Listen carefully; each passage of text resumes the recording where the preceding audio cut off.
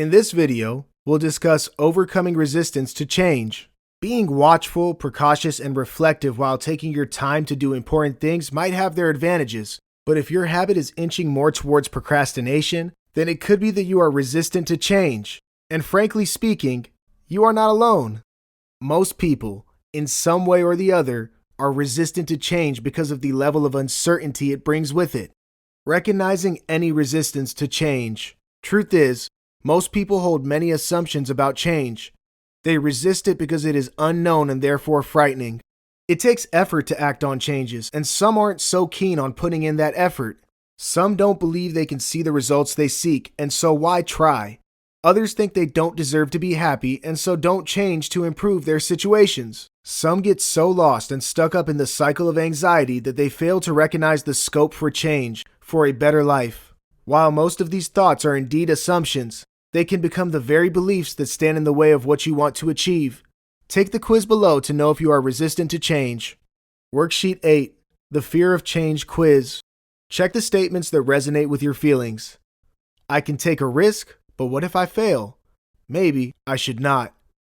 I could seek help, but what if no one offers? What if I get rejected? I always have trouble acting on changes. What if I mess up again? What's the point? I always get my hopes up but fail and get disappointed. I can't do this. I'll never change. Why try? I don't want to fail again. I'm too anxious to succeed. Belief systems that stop you from acting on a change. It's better to be realistic and accept my shortcomings. I'm not going to change. I know that. I'm not as good as the others. Surely, I can't compete with them. I don't want to ask for help. It will make my weaknesses obvious and then everyone will know. I don't think anyone cares. No one will help me. I messed up when I could have made things better. That was my only chance. I can't do anything now and must settle for what comes my way. Self-sympathy, self-loathe, anxiety, depression. I am helpless. No one cares and no one will help. I've been misunderstood and mistreated all my life. No one changed for me. So why should I change? They don't realize that I don't like being this way, that I have no choice. This is so unfair. Oh, forget it. I'm hopeless. I hate myself. People will mock me. They already are. I know it and I want to hide. There is no point.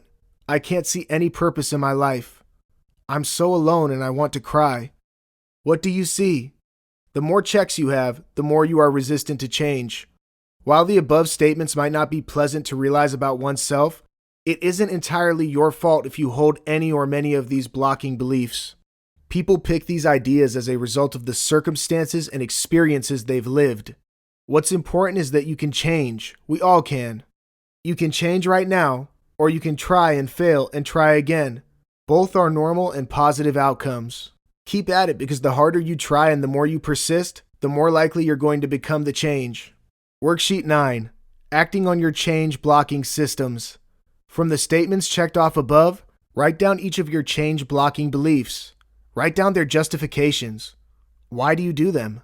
Introspect and elaborate. What are the advantages of changing that belief? What are the disadvantages too? Weigh them. What scores higher? Are your beliefs causing you more harm than good? What's stopping you from embracing the change? Make a list of small actions to reach the bigger change you seek. Work on consistency first. Force yourself to do one action at a time, completely. Do it every time. The more you work on your consistency, the more habitualized your routine will become. Rewriting your life, one change at a time. Our minds are capable of wonderful things. They can envision a beautiful life. They can create stories, piece together minute details that together give the story the ending it needs. Use this to advantage. Talk to your mind. Listen to it too. Establish a relationship with it, and once it feels heard and starts responding, teach it to create positive and inspirational thoughts for you. Plant the seeds to begin the story. For instance, you want to work on your fitness and want to start a jogging routine every morning. Imagine yourself doing this every day. Imagine your life just as you want it to be. Remember to be realistic in your narrative, so keep the struggles too, because when you do, you give your mind a heads up of what might come its way. Think about the success you are going to achieve. Imagine and feel it too. These images are powerful building blocks. They can then be picked up by your mind to build and breathe life. As they say, you dream and you become. Steve has always had trouble embracing change. He works in a multinational company but has been stuck in the same position for the past 15 years. It's not like he doesn't want to change. He craves for change in his job. He wants to do something new, but he is unwilling to learn and adapt to new methods. As a result, he does what he is told to do and nothing more. Most colleagues his age have jumped a couple or more positions. It does bother him, but he believes he can't do anything about it. He struggles to stay focused and interested at work and hence isn't as effective as the others. His peers are younger, and he thinks that's why they turn out smarter. He also thinks they secretly make fun of him. His batchmates are way up in the ladder to socialize with anymore, or so he thinks, and he doesn't make efforts to mingle with the younger lads too. As a result of all this, his anxiety has taken an ugly turn. He's anxious all the time. Fortunately, an old friend notices Steve's behavior and reaches out to him. He tells him about his resistance to change and how that is stopping him from becoming a better version of himself. Because Steve is at a point when he really wants to change, he listens. He decides to give change a shot. He makes plans and decides to act on them, one change at a time. He also reaches out to his family and other friends for support. They all want to help and do their best to keep him motivated. 2 years down the line, Steve is a complexly transformed person.